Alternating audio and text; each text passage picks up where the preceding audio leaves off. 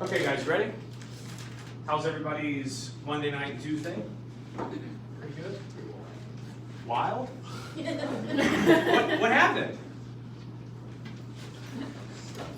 Oh, okay. Nothing you want to share with your old psychology teacher, huh? Okay. I like wild things. I'm cool. I don't know. Okay, so, well, I'm glad you had a good time doing whatever it was that you were doing. But see, the problem is now you've left it to my own imagination. And I've got a pretty good imagination, so we'll just roll with that. So a couple mechanics things. Remember last time let's talk about a couple of the mechanics of the class. So last time I gave you guys your writing assignment. Remember that's going to be due next Friday. It's on Blackboard. It's 2 pages. Double spaced, pretty easy, and basically you're going to try to use some of the things that we learned about conditioning to control like your roommate or your mom or somebody. Okay? So that's due next Friday.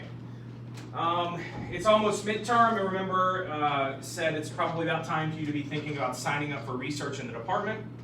So if you haven't done that already, you should probably look into getting your SONA account set up and beginning to participate in research. I'm probably going to remind you guys about that every class.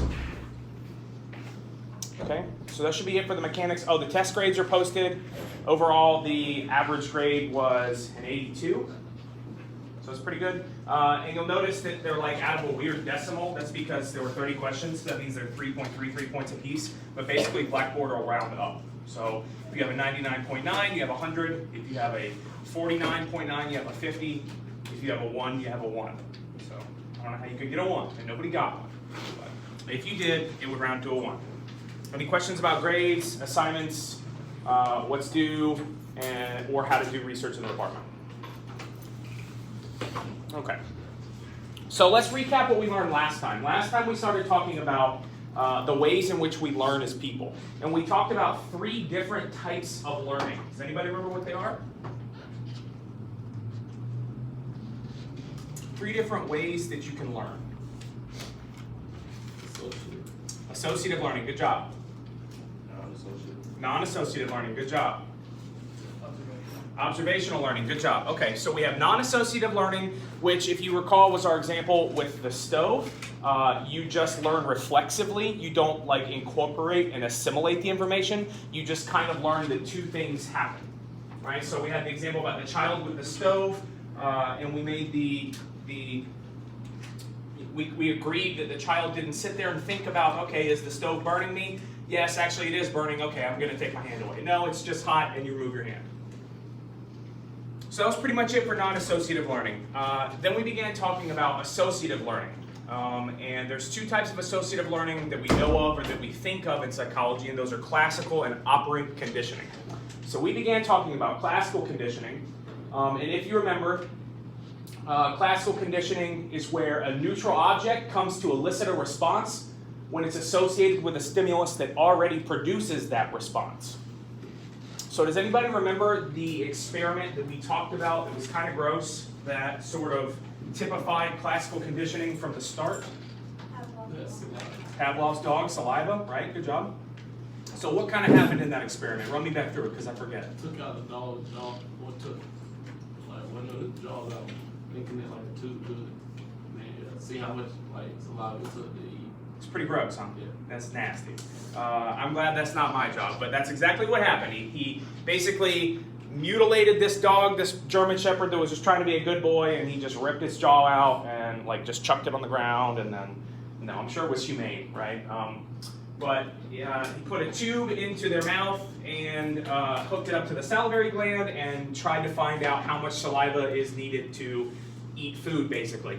And what he found was that every day when he came in the lab, or when one of his assistants came in the lab, a bell would ring when they came through the door and the dog would start salivating. So they began to think, well, why is this happening? And they began to realize that the dog had associated the sound of the bell with the food. Therefore, the sound of the bell began to create salivation. Okay? So any typical Pavlovian paradigm or Pavlovian experiment has sort of these different types of stimuli. And we'll go back over the types of stimuli we talked about last class, and then we'll talk about what they turn into. So first, remember we have the neutral stimulus, which is anything that the animal can see or hear, as long as it is not associated with the reflex being tested. And in the context of the Pavlov experiment, that was the ringing bell. The bell was the neutral stimulus because on its own, the bell doesn't elicit any response. If the dog hadn't learned that food follows the bell, it would just be a bell and you probably wouldn't listen to it. The dog wouldn't have paid attention to it. I caught it, dude. Weird. Unconditioned stimulus, right? Which is the stimulus that we have that already produces a desired response. So in the context of the Pavlovian experiment, the unconditioned stimulus was the food, because the food alone produced salivation. You didn't have to pair food with anything, or you didn't have to precede it with anything. By itself, the food would produce the salivation. Okay? So that's the unconditioned stimulus. And finally, we had the unconditioned response, which was that salivation. So we have the bell, a neutral stimulus. It's unpaired, it does nothing. We have the unconditioned stimulus, the food, which elicits the unconditioned response, the salivation. Are there any questions about how that chain works? Okay. So that should have all been reviewed, yeah. I was just going to give an example. Please.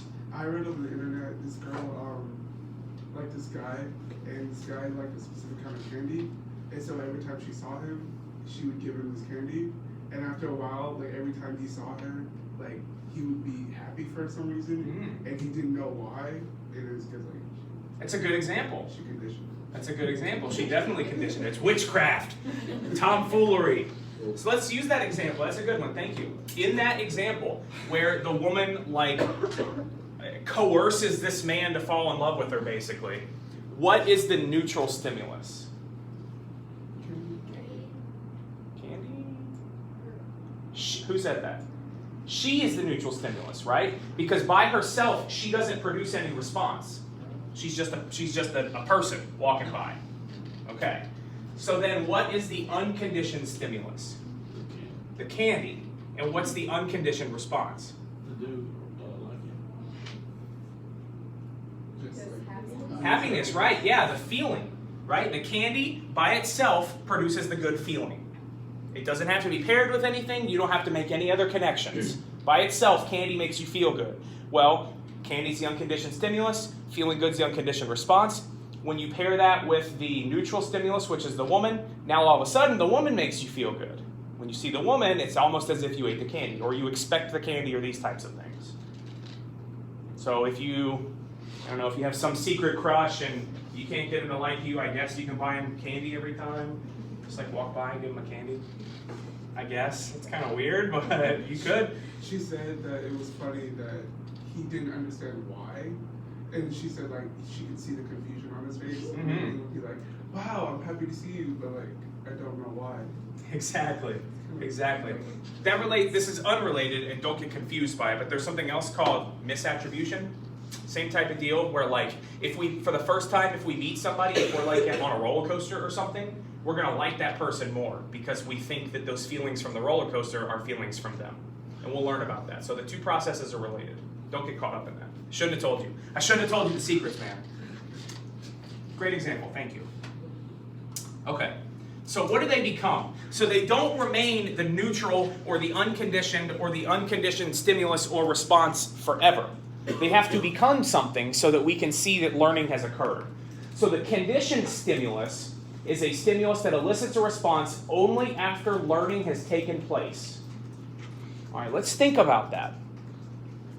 If the conditioned stimulus is a stimulus that elicits the unconditioned response after learning has taken place, what was the conditioned stimulus likely before learning has taken place? Great job. The neutral stimulus. Very good answer. The neutral stimulus becomes the conditioned stimulus. Right? I know we're throwing out a lot of words, but it follows a logical chain of thought. After you've learned, or after the dog has learned that every time somebody comes in the office, or every time he hears the bell, he gets food, soon the bell produces the salivation. Okay? Therefore, the bell, which was once the neutral stimulus, becomes the conditioned stimulus because it elicits the unconditioned response, which is saliva. Let's think about it in different terms. Bell does nothing. Food produces saliva. Eventually, Bell produces saliva. It's that basic.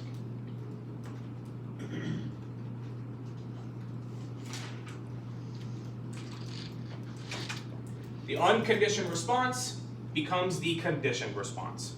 A response to a conditioned stimulus that has been learned. So when the food produces saliva, that's unconditioned stimulus, unconditioned response. When Bell produces saliva, that's conditioned stimulus, conditioned response. Are we understanding the distinction?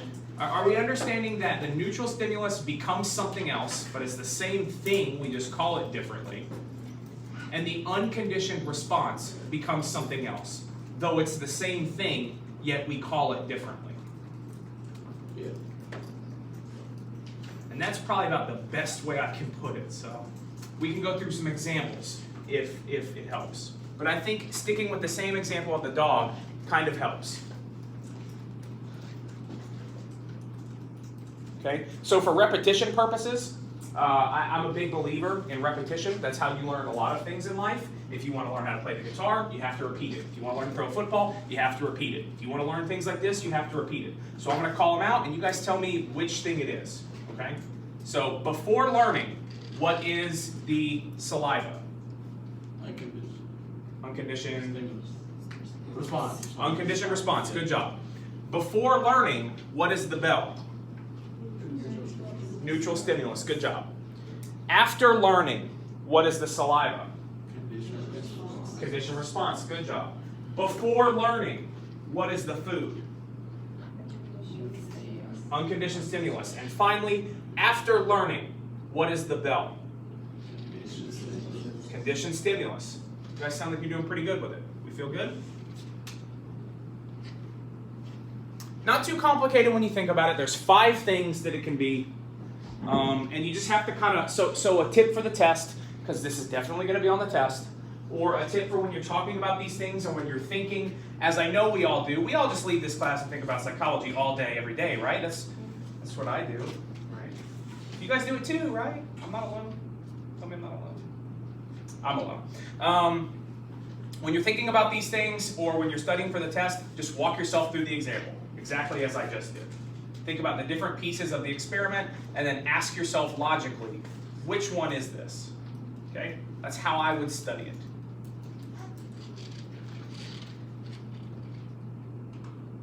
Any questions? Yeah. I have another example. Yes, please, please. So there's a pop culture Pavlov experiment kind of thing that's really popular right now about like alarm bell.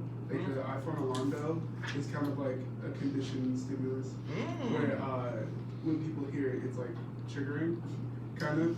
Perfect. Yeah. Perfect. Does anybody get triggered by the iPhone bell? Me too.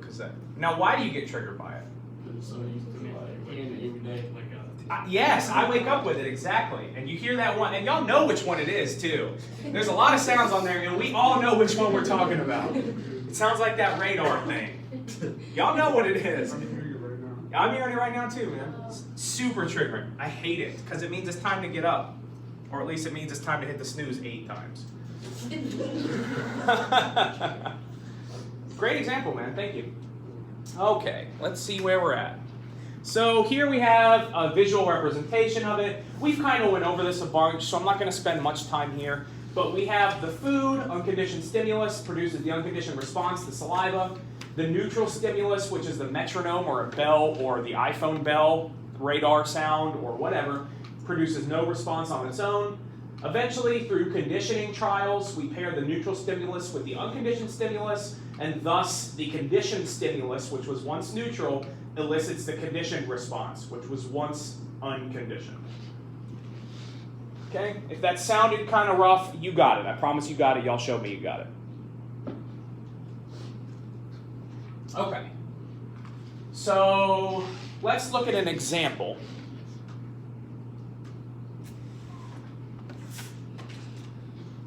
And I don't want to do that thing where it's like super loud. Okay. Does anybody watch The Office, or has anybody ever watched The Office? Yes. Y'all better say yes. Everybody would fail if you hadn't watched The Office. Okay. Has anybody seen this clip? Oh, really? Yes. Okay. Let's see.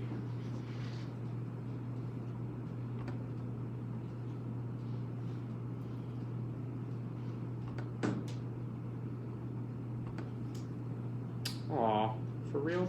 Wonder why it's not working. Is it the one where Jim is? It is, yes. Well, here's part of the troubleshooting.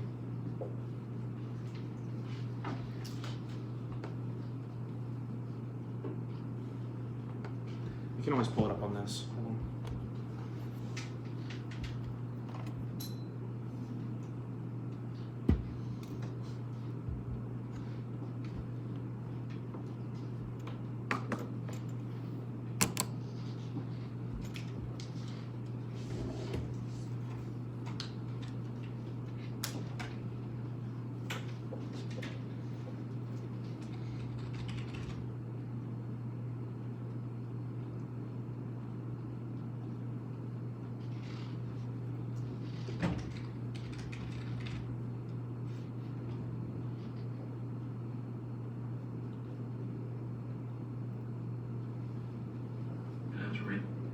Okay. You boot again. Anyway, do you want an Altoid? What do you think?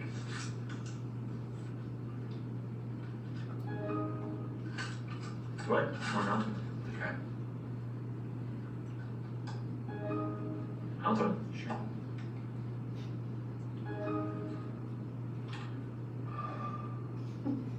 What are you doing? What? I don't know. Well, my mouth tastes so bad all of a sudden. All right. So that is an example of classical conditioning. So let's talk about it. In that example, does somebody want to tell me what happened? What happened? Be bold.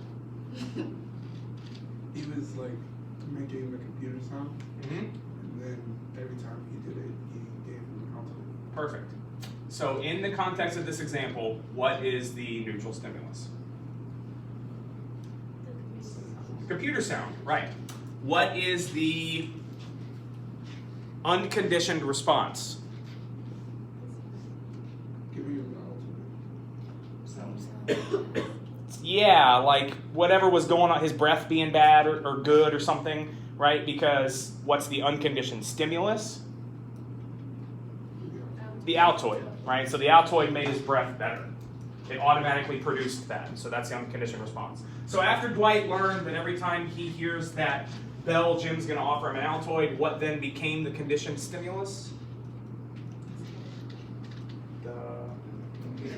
The bell, right? The computer noise became the conditioned stimulus. And what was the conditioned response? Expecting an alto. Yeah, his mouth, him expecting an Altoid and his mouth tasting bad, these types of things. Okay? Pretty good? All right, we're going to move on. Any last questions about classical conditioning? Okay. Perfect. We've gone over this a lot, so we'll keep going. So what happens when pairing stops, right? What happens when Dwight doesn't get an Altoid from Jim? What happens when the dog doesn't get fed after the bell? What happens if you don't get shot when you hear like that Lil Pump Gucci Gang song or whatever? Does anybody like that, by the way? I'm trying to find out, do people actually like Lil Pump? You do? Yeah. Really, people do? All right. I mean, you're allowed to like what you want, man. I mean, if you Gucci Gang, go for it. You know what I'm saying? What do people like? Who's like the? 6ix9ine. Who? I'm not What do people listen sure. No, to? that is Kendrick. Kendrick They also Lamar? really look bad. Y'all still vote Lamar? Okay. Wait, what did you say? He said Kendrick Lamar. Oh, Erica Badu. Oh my God, come on. What, Travis Scott? Is that what y'all listen to? No? Alright. I like bands like Guns N' Roses. That's my type of music. Nobody? Okay, thank you. You get about 1,000 extra credit points. Good job. Okay. So what happens when we stop pairing stimuli? During acquisition, and acquisition is the process of those pairing trials. So when the behavior is being learned, it's being acquired. This is called acquisition. The conditioned stimulus and the unconditioned stimulus pairings lead to increased learning. As a result, the conditioned stimulus can produce the conditioned response. We've talked about this, that should be fairly understood. Here's acquisition. So across the x-axis, we see the number of bell rings, and up the y-axis, we see the drops of saliva. So as the number of bell rings increases during the conditioned response, the saliva production increases. Okay? This is during the phase of acquisition. So we see the response of the behavior increases. The elicited behavior increases. Okay, that's how we read this graph. Here we see extinction. This is when producing the bell, we're still giving the bell, but we don't give them food anymore. We're still ringing the bell, but we don't produce any food. Or Jim still turns his computer off and doesn't give Dwight an Altoid. Okay? As that happens, we can see that extinction happens, and that's what's in this column here. Extinction is when we lose the pairing of behaviors. When the neutral stimulus, the conditioned stimulus no longer is rewarded, that's a bad word, no longer is followed by the conditioned, no longer produces the conditioned response. So what I'm trying to say is that when the bell no longer gets you any food, that's what I'm trying to say. So when we produce the bell, but it doesn't garner any food for the subject, that's when extinction happens. You're unlearning that behavior. Is that clear? Okay. And here we see the drops of saliva decrease. So when the bell is no longer followed by the food, the drops of saliva decrease. Now we have something called spontaneous recovery, which is where you immediately learn those behaviors back again because you've learned them before. And when the bell starts producing the food again, we see saliva increases up to about this level, near where it was when the whole behavior chain was acquired. Okay? So you can spontaneously recover. So in the context of the Dwight example, if Jim did that sound on his computer a bunch of times and didn't give Dwight an Altoid, the behavior pairings would become extinct. But if Jim did give Dwight an Altoid one time after this whole thing, and after he played the noise on his computer, for a few times after that, Dwight's mouth would still be expecting an Altoid again. Okay. And here's our second spontaneous recovery. So the things that you need to take from this slide are acquisition, which is where you're learning to pair the stimuli.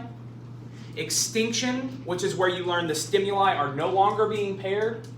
And spontaneous recovery, which is where you produce the unconditioned response again, which is then conditioned after the stimuli reappear together. 3 things from this slide are important.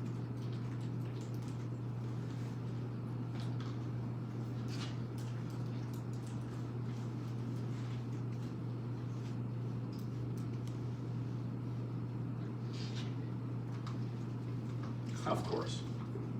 Here, there you go.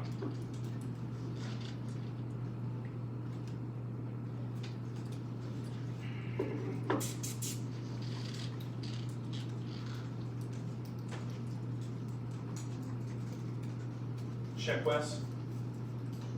You like Shaq? The reason I ask is because I play a lot of 2K and like all these songs are on there. I'm just trying to figure out if people actually like them because I turn it off. So.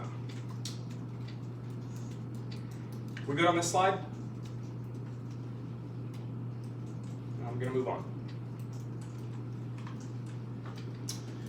So we have what's called stimulus generalization and stimulus discrimination. Okay? With stimulus generalization, we take paired responses, or I say we, but the subject takes paired responses and generalizes them to other stimuli. So it's learning that occurs when the stimuli are similar but not identical to the conditioned stimulus produce the conditioned response. And the example I have here is think about a bell sound versus a car horn. So if we're thinking of the Pavlov dog,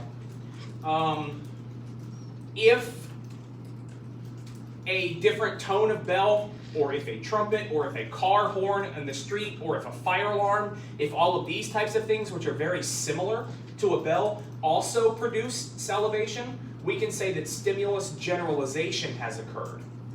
The dog has tried to associate generalized stimuli with the response.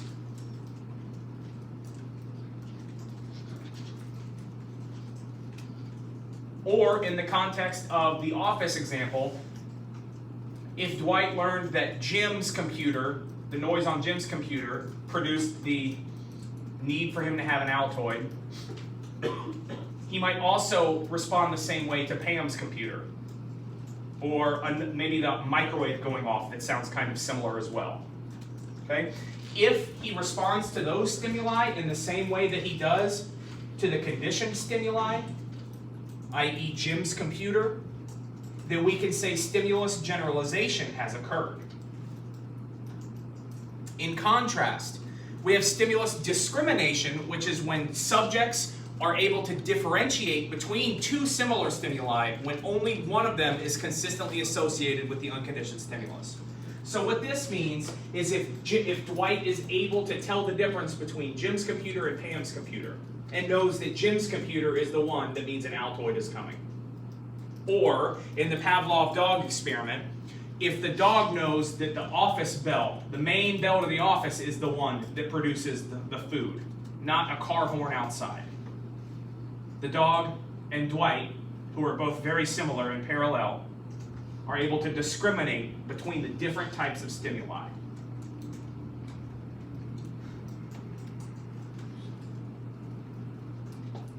How do you feel about that? Pretty straightforward? I'm going to keep moving. If you get behind or you need stuck or something like that, just let me know, okay? So we're going to do an in-class exercise. I am going to send you all an email with a link to this website that I want you to play on your phone or on your computer or whatever.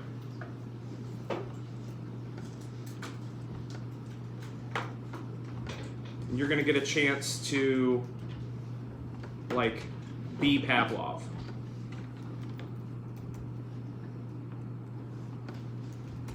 While I'm pulling this up, are there any questions about anything we've covered so far in this chapter? You guys feel pretty good about them?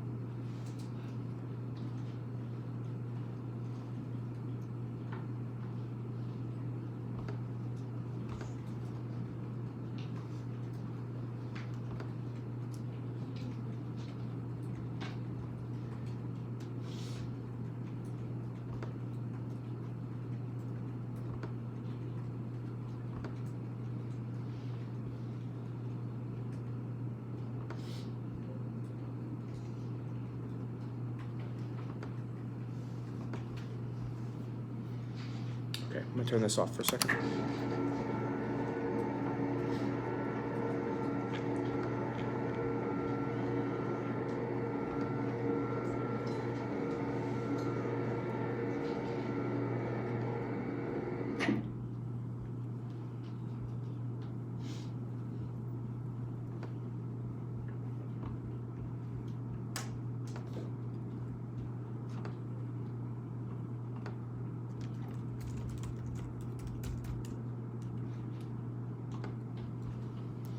Okay guys, I just posted the announcement.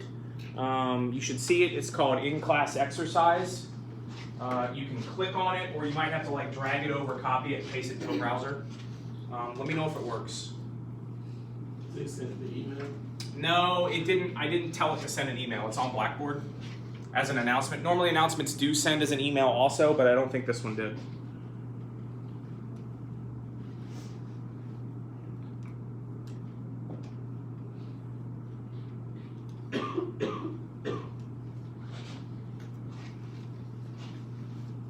And if it doesn't work, we can just do it on my computer.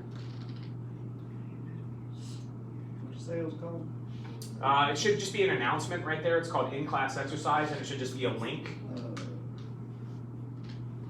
And if somebody gets it, just tell me if the link lets you go where it's trying. What's up? Click that first one. Is it a...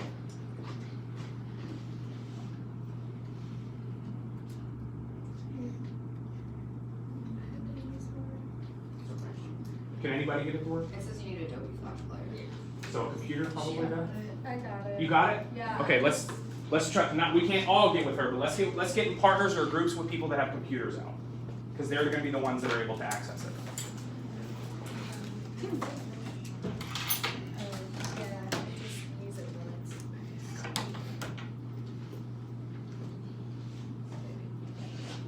And it's a cool little thing. You should be able to see like Pavlov's dog, and you're going to try to train him and stuff like this.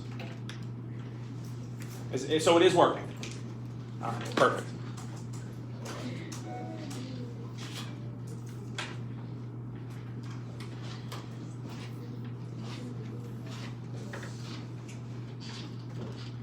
So let's make sure we're all partnered up. If you're not with a partner, you're doing it wrong. Minus 10 million points in the class.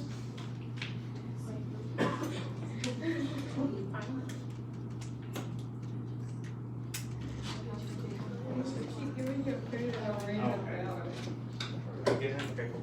You got the yes. Oh, you got it? Okay, cool. Yes. Oh, okay. No,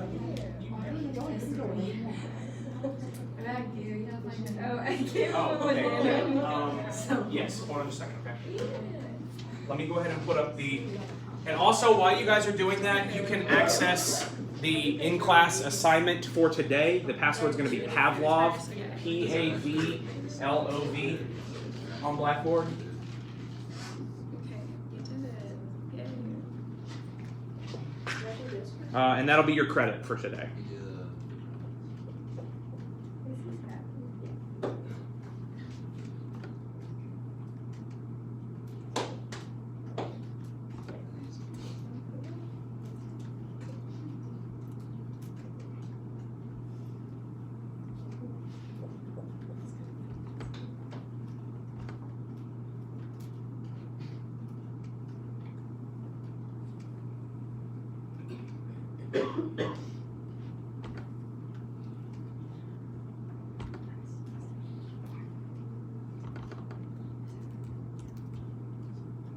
Okay, the in-class assignment on Blackboard where you normally go to complete your attendance basically is live and the password is Pavlov.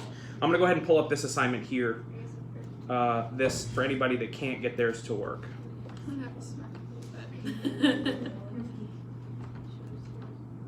Okay, and we'll come back on and then everybody can see this. Yeah. Yeah. My Blackboard. Okay.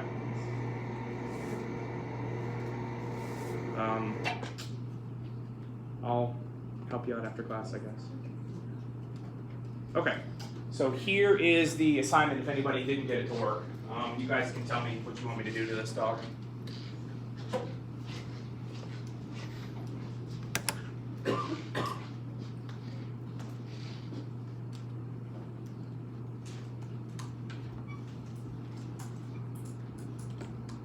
So this assignment is called, Can You Make a Dog Drool on Demand? Let's try. So, what should I probably do to this guy? How should I train this guy?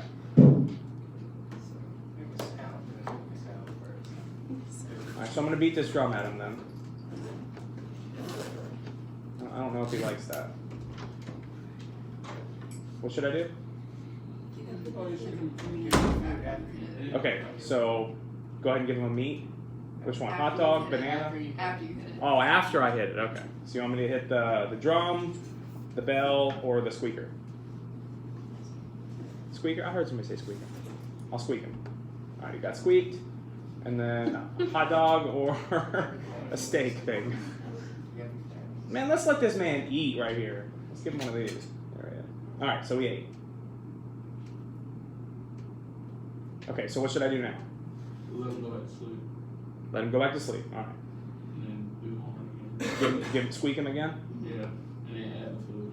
Okay, and then give him one of these. Yeah. All right, he's drooling pretty good.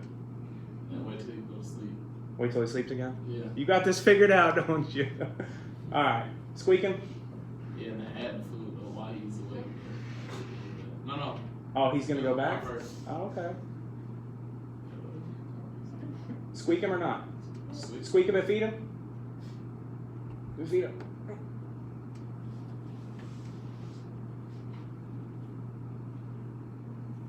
Did it work? Nope. All right, we sucked. Let's try again. Unless we have other ideas. Well, you gotta, you can always change, the sound. You go to the bell, ring the bell, and then immediately, I mean, like, right after, you gotta give him this. You've been letting him go back to sleep. I have It's not been. gonna work. I have been. Okay. All right. So we refresh it or just keep rolling? No, just keep rolling. Oh, Alright. maybe, But use a different sound. maybe He put the doesn't food like there that sound. first. Why should we use a different sound? Because now you just wake him up with that. And Oh, it's like, okay. and then he goes back to sleep. Okay, so he's habituated to that sound probably? Yeah, that. Good job. I mean, that. Yes. Can you put the food there while he's asleep and then ring the bell so when he wakes up he's gonna see the food immediately? That's a good question. Let's find out. No, he eats immediately. He's eating a banana. Yeah, he didn't like bananas. He didn't like that. All right, let me get this out. Alright. Add another one. Okay, just add on top of it. Where's that? Okay, so I'm gonna ring the bell at him, and then as soon as I can, drag the hot dog over. Yeah. I'm trying. That's the best I had. There you Yeah. Okay, so ring the bell again while he's awake, or? No, while he's asleep. All right, wait a minute. Okay, he's sleeping. All right, Not ring so I'm gonna ring it, and I'm it. going. No. Like right now. I tried. There Okay, you go. Okay. He's drooling. Wait till you go that. All right, so ring the bell and then go, Yeah. or is this the one where I have to wait again? No, ring it. And then add the hot dog now. See how you like? You didn't. There you go. Okay, so Now see what happens if you just. His condition. he should. There it is. He did it. Good job. He got his dog diploma. Awesome. Great teamwork. So how can you make the dog drool when it hears the sound of a bell, drum, or horn? Animals are born with certain reflexes. Here's some visual stimulus, all this type of stuff. You did it. Good job. Let me think. Yeah, you guys can go early today. Good job. Great participation. Thank you so much. Good job helping me train the dog. We'll see you guys on Friday, and we'll talk about operant conditioning, which is reward-based conditioning. Thank you, guys.